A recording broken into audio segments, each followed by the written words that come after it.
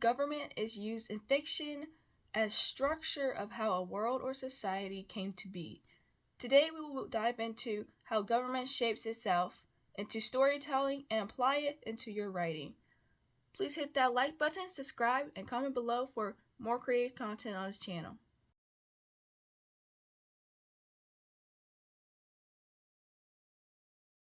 Before a story takes place, on page 1, usually a series of major events, whether from war, rebellion, or simply change occurring. Backstories explain what had happened. Some may call exposition or info dumping in chronological order until someone steps in solving the problem. In fictional terms, the Hunger Games, for example, went through the dark days when the capital and districts went to war for a number of years, and both suffered tremendous losses. The capital went through shortages that led them being desperate to scavenge whatever remaining they could.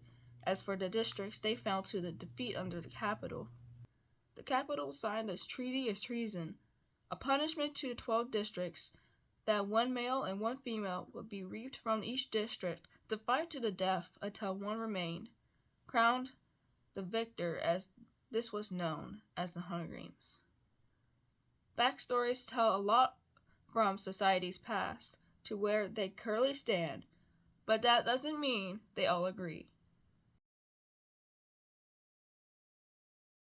The government is a system that is developed to have structure and keep society united.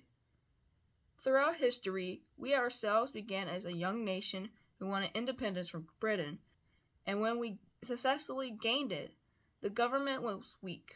The Founding Fathers created documents that strengthened the government, which would guide the nation into prosperity, but there's always some bumps along the way.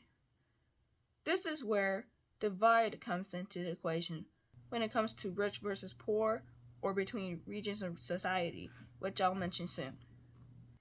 In the Hunger Games, the districts represents the working class in which they provide for the capital with all the luxury and resources while getting almost nothing in return. The capital is the beating heart of Panem that is built upon a fragile system.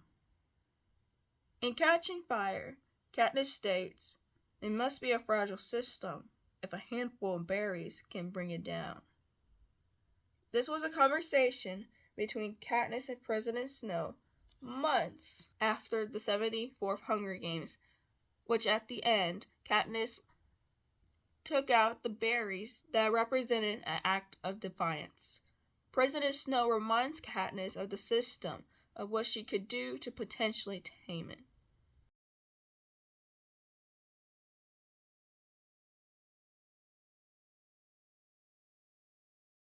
Class divide has been around since the beginning of time, and this concept has been explored in many stories to commentate how it is portrayed in society. You may have heard the term rich versus poor, where those with a lot of money, resources, fame, and whatever contribute to those having in a lifetime, as the poor or the working class is below them, grinding towards it. The capital represents the rich as the rich people who don't have to work their way to extreme wealth because they already have it. The capital citizens use their money to better their status and their well-being, ignorant of what goes on in the districts. Rather spoiled. Speaking of the districts, they are the working class providing the essential that is sent to the capital to better inside the capital walls, not the districts.